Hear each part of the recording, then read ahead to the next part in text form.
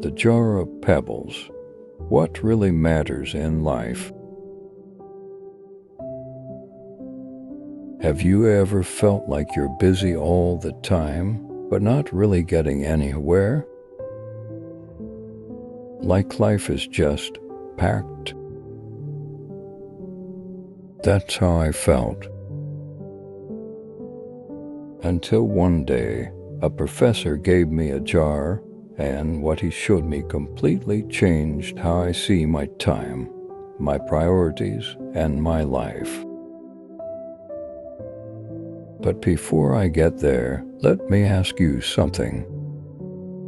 When was the last time you said yes to something that drained you just because you thought you had to? Or said no to something that actually mattered because you were too busy?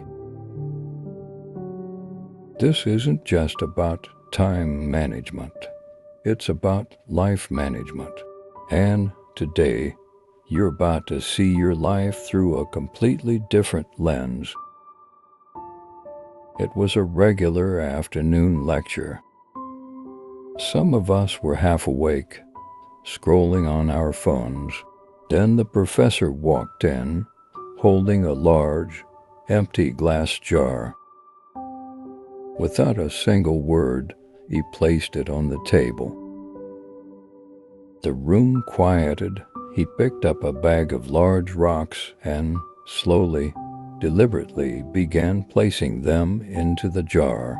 1, 2, 3, until they reached the top. "Is the jar full?" he asked.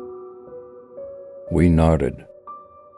He smiled, reached under the desk, and pulled out a bag of small pebbles. He poured them in, and they slid between the rocks. "How about now?" We laughed. "Now it's full." Then he picked up a bag of sand that the fine grains slipped through every tiny gap. He gave the jar a shake, making room for even more. Silence filled the room as we stared at the jar.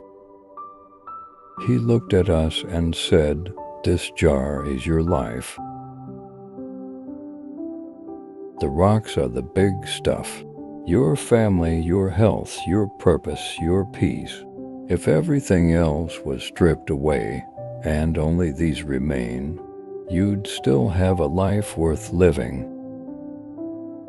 The pebbles are the other things that still matter: your career, your hobbies, your home. The sand is the rest, the scrolling, the no's, the gossip, the comparisons." He leaned in and said, "If you fill your life with sand first, there's no room for the rocks." And then he paused. Most people spend their whole life arranging sand and wonder why they feel empty. That sentence hit me in the chest. Just as we thought the lesson was over, he pulled out the paper cups and poured coffee into the jar. The class erupted into laughter. He chuckled too and said, "The coffee means no matter how full life feels, there's always time for a coffee with a friend." He let that linger. It was funny, but also profound.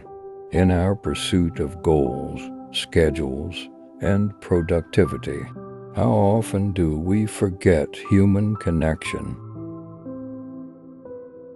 That night I stared at my calendar, meetings, tasks, notifications, but nowhere did I see time blocked off for my dad or my best friend or just myself.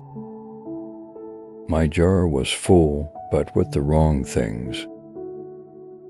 I had been chasing likes instead of love, notifications instead of nature, checking boxes instead of checking in on people. I was busy every day, but at night I felt empty. That lecture changed everything. I emptied my jar and started over. I began asking myself, What are my rocks, and why have I been ignoring them? I remembered my guitar, collecting dust, my niece growing up too fast, my journal, half filled, left in a drawer. I made a decision, no more filling my life with sand. I started small, woke up 30 minutes early, not to check emails, but to watch the sunrise. I message an old friend just to say I miss you. I deleted one social app, then another, and filled that time with reading, calling my mom, or just sitting in silence. I wasn't perfect, I still slipped into old habits, but every day I tried to be just 1% better. And slowly I began to feel full, not busy, not overwhelmed, just full. So here's your reminder, your jar is limited. What you fill it with is up to you.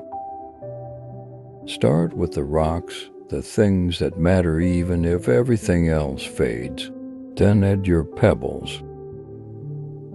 Leave a little room for sand and always leave space for coffee with a friend. Tonight, take 5 minutes, write down your big rocks, and tomorrow, just be 1% better. You don't need a perfect day, you just need a better one than yesterday. If this story made you think, share it with someone who needs it. Thank you for listening.